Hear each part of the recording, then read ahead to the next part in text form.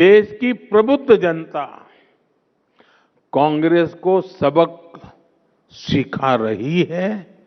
आज से नहीं, बीते 4 दशकों से लगातार ये काम देश की जनता कर रही है। मैं जो कहने जा रहा हूं, मीडिया के साथ ही उसका भी जरा एनालिसिस करिएगा। आपको पता लगेगा कि कांग्रेस के वोट चोरी नहीं हो रहे हैं, बल्कि देश के लोग अब कांग्रेस को वोट देने लायक ही नहीं मानते। और इसकी शुरुआत 1984 के बाद ही होनी शुरू हो गई थी। 1984 में कांग्रेस को 39% वोट मिले थे और 400 से अधिक सीटें मिली थी। इसके बाद हुए चुनावों में कांग्रेस के वोट कम ही होते चले गए और आज कांग्रेस की हालत ये है कि देश में सिर्फ 4 राज्य ऐसे बचे हैं जहां कांग्रेस के पास 50 से ज्यादा विधायक है। बीते 40 वर्षों में युवा वोटर्स की संख्या बढ़ती गई और कांग्रेस साफ होती गई।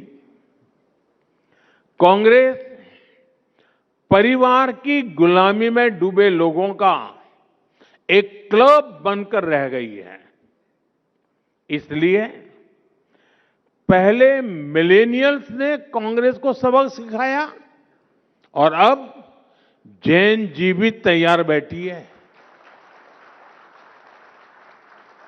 साथियों, कांग्रेस और उसके साथियों की सोच इतनी छोटी है कि उन्होंने दूरदृष्टि से काम करने का भी गुनाह बना दिया है। आज जब हम विकसित भारत 2047 की बात करते हैं तो कुछ लोग पूछते हैं, इतनी दूर की बात अभी क्यों कर रहे हो? कुछ लोग ये भी कहते हैं कि तब तक मोदी जिंदा थोड़ी रहेगा। सच्चाई ये है कि राष्ट्र निर्माण कभी भी तत्कालिक सोच से नहीं होता। वो एक बड़े विजन, धैर्य और समय पर लिए गए निर्णयों से होता है।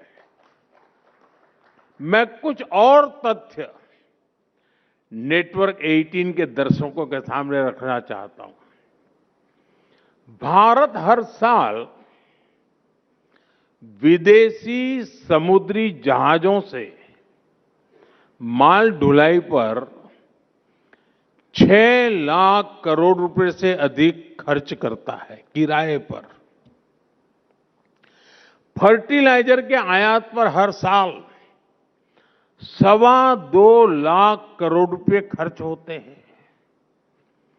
पेट्रोलियम आयात पर हर साल 11 लाख करोड़ रुपए खर्च होते हैं। यानी हर वर्ष लाखों करोड़ रुपए देश से बाहर जा रहे हैं। अगर यही निवेश 20-25 वर्ष पहले आत्मनिर्भरता की दिशा में किया गया होता तो आज ये पूंजी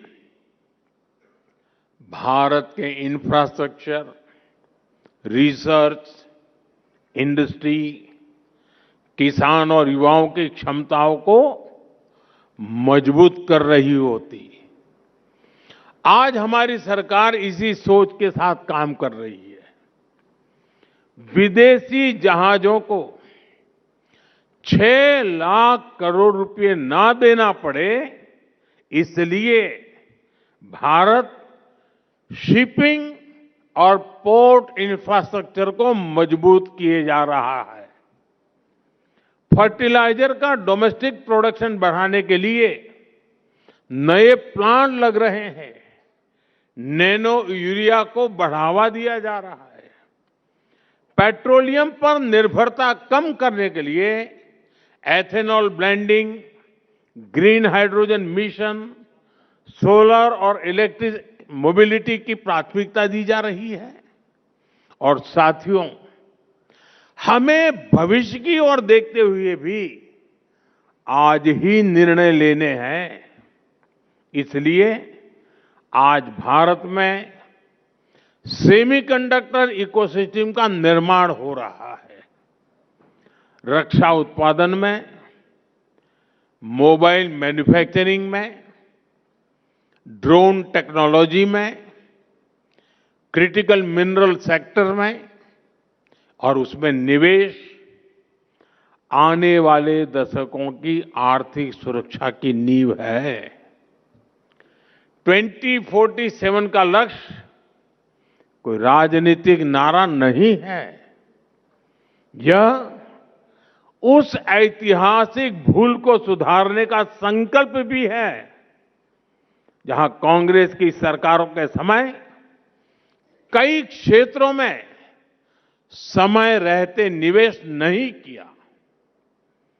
आज अगर हम खुद स्वदेशी जहाज, स्वदेशी शिप बनाएंगे, खुद एनर्जी का प्रोडक्शन करेंगे, खुद नई टेक्नोलॉजी डेवलप करेंगे, तो आने वाली पीढ़ियां इंपोर्ट की बोझ की नहीं, एक्सपोर्ट की क्षमता पर चर्चा करेगी।